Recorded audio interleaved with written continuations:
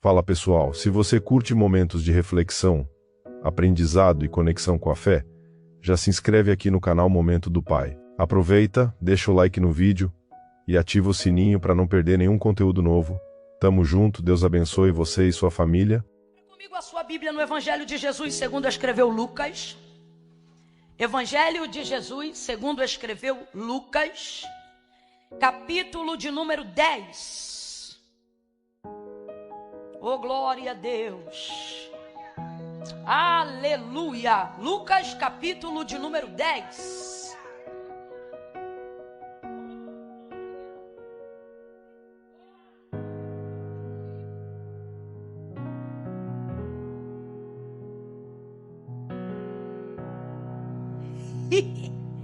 Aleluia. Quem encontrou, diga amém. Versículo de número 38 em diante. Posso ler? Quem achou, diga glória. Quem não achou, diga misericórdia. Eu te espero.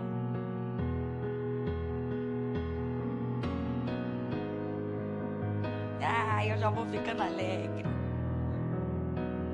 Diz assim o texto sagrado: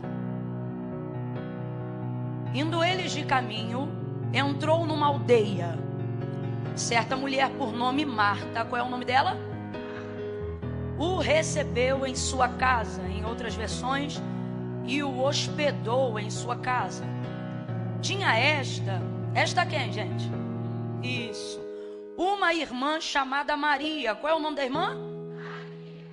A qual, assentando-se aos pés de Jesus, ouvia a sua palavra. Marta, porém, andava distraída em muitos serviços e, aproximando-se, disse: Senhor, não te importas de que minha irmã me deixe servir só? Diga-lhe, pois, agora que se levante e venha me ajudar a servir. Respondeu-lhe Jesus: Marta, Marta, estás ansiosa e preocupada com muitas coisas, mas uma só é necessária. E Maria escolheu a boa parte, a qual não lhe será tirada. Você pode dizer amém por essa palavra? Glória a Deus. Glória a Deus. Eu vou contar de 1 a 3. Quando eu disser 3, você vai me ajudar liberando uma palavra que determina o rumo profético daquilo que Deus nos confiou como verdade para a nossa vida nessa noite. Quando eu disser 3, você vai olhar para essa irmã que está ao seu lado e vai dizer assim para ela: dá para melhorar. Não contei até 3 ainda. Não me disse ansiedade, Jesus te cura nessa noite. Quando eu disser 3, aí você vai dizer para ela: dá para melhorar. Você vai dizer o quê? É 1, é 2, é 3. Diga! Dá para melhorar. Eu sei que você já é maravilhosa.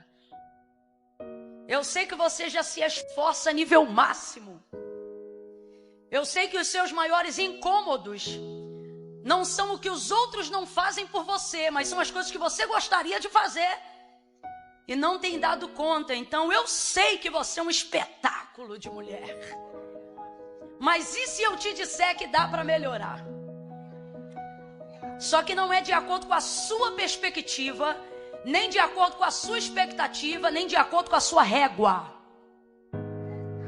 Porque a sua régua de perfeição, sua régua de bondade, sua régua de ser maravilhosa é o que está te esmagando. Há uma régua sim, há um critério, há uma forma, há um meio de ser melhor do que você tem sido, de ser mais bem sucedida do que você tem sido. E eu vou lhe dizer mais, hein? Com menos esforço do que você tem empregado. Tem gente aqui cujo peso, cujo fardo está tão grande, tão grande, tão grande, que você diz assim: Senhor, eu não estou aguentando. E o Senhor está concordando com você através da minha boca, dizendo: não está mesmo, eu estou vendo, tu está acabada. Tu Tá cansada demais, tua olheira, tô vendo tu tá esgotada. Essa queda de cabelo não é demônio não, isso é anemia. Tu come errado, vive errado, anda errado. Mas no final do dia quer fazer o check. Banheiro ok, casa ok, filhos ok. Mas não tá dando certo. Engraçado, você tá fazendo tudo certo, mas não tá dando certo. Porque tem um jeito, irmão, errado de fazer as coisas darem certo. É, filha, tem sim. Tem sim.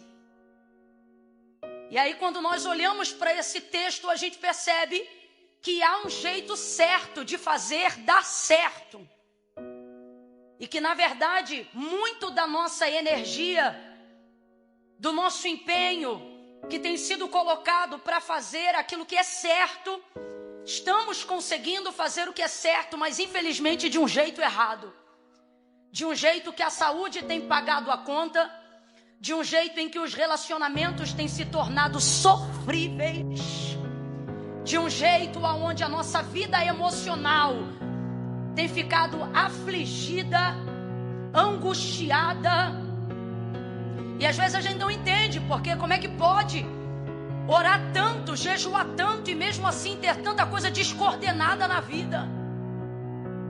E infelizmente é porque normalmente estamos fazendo a coisa certa de um jeito.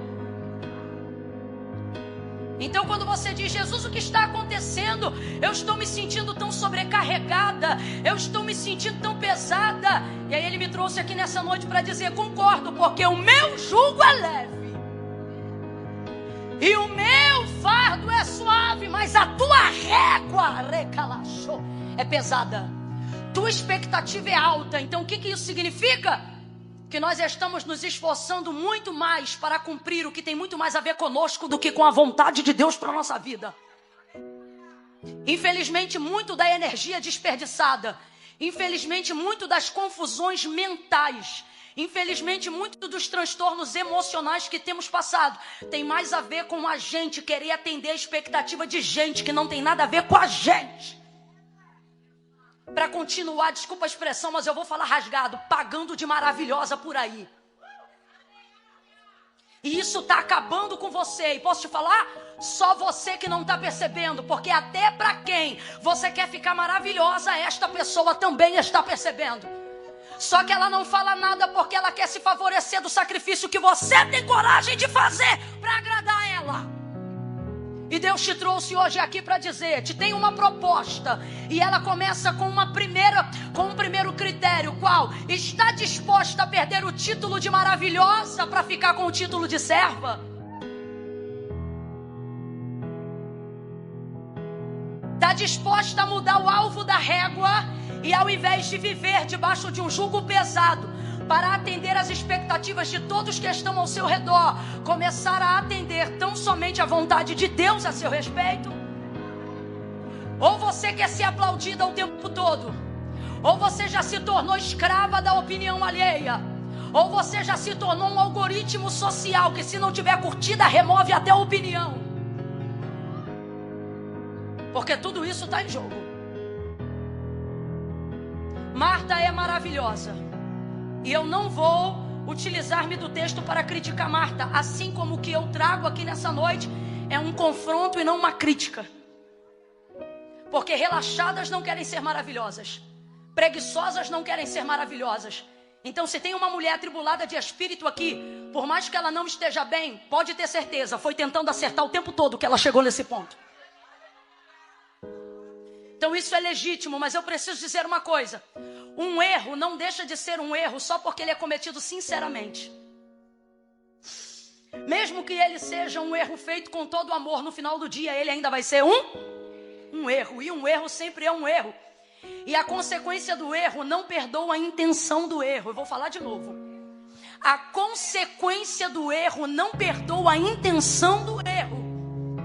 Um erro não deixa de ser um erro só porque você o cometeu tentando acertar. No final do dia ele vai mandar a fatura. E a fatura é a consequência do erro, independente da intenção com que você o cometeu. Ela pode ter sido a mais inocente, pura, íntegra o possível. No final do dia a fatura vai ser cobrança e não crédito. Marta está cometendo um erro sincero, mas ainda assim um erro. E eu já te digo em nome de Jesus, está perdoada, viu? Está perdoada. O que isso significa, Camila? Quando você é perdoada de um erro sincero, não significa que você está autorizada a cometê-lo de novo, mas que agora você tem discernimento para não cometê-lo mais, por mais sincera que você seja. Ocorre que as Martas, as atribuladas, as angustiadas, sempre são aquelas que se importam. E é por isso que hoje nós não vamos usar Marta como exemplo de crítica, mas como exemplo de reflexão e de confronto para produzir em nós a mudança que nós precisamos. Ocorre que Marta se importa. Ela certamente é a irmã mais velha da casa. E a gente sabe disso porque senão essa casa seria respondida por Lázaro e não por Marta. Mas todas as vezes a proeminência, todas as vezes que a casa de Marta, Maria e Lázaro é mencionada no texto, é sempre nessa ordem que eu acabei de dizer agora. Nunca é a casa de Lázaro, Maria e Marta. Nunca é a casa de Lázaro, Marta e Maria. É sempre a casa de Marta, Maria e Lázaro. Então ela tem uma proeminência, ela tem o governo da casa, a administração da casa está com ela. Por mais que na condição de irmão, homem, Lázaro exerça o governo, seja o cabeça, mas a edificação da casa é um princípio, ela sempre esteve e estará na mão da mulher. Por que o texto bíblico, ele confere à mulher a responsabilidade da destruição do lar? Porque ele também sabe que está na mão dela o poder para a consolidação do lar. O que a palavra de Deus diz? Que a mulher, ele entende, olha para mim, ele entende que isso não é porque você é má, ele sabe que isso não é porque você é irresponsável, é por isso que ele usa os vasos, ele usa profeta, é por isso que ele usa a palavra para dizer, eu vou te ungir, eu vou organizar teus pensamentos, eu vou entrar na tua rotina, tu não vai terminar os teus dias acabada, destruída, eu conserto, eu alinho, eu reordeno, eu organizo. Vai acontecer nessa noite conosco o que Davi disse que acontecia com ele quando orava. Tu és aquele que organiza os meus pensamentos. Eu declaro, a prateleira dos teus pensamentos será organizada no mês de julho. Você não sucumbirá à pressão de uma rotina. Deus organiza a tua mente, Deus alinha teu coração, ele castiga, ele exorta, ele disciplina, mas ele cura, ele sara, ele levanta, ele organiza. Aleluia! Alguém aí consegue gritar, ainda bem que eu vi Jesus.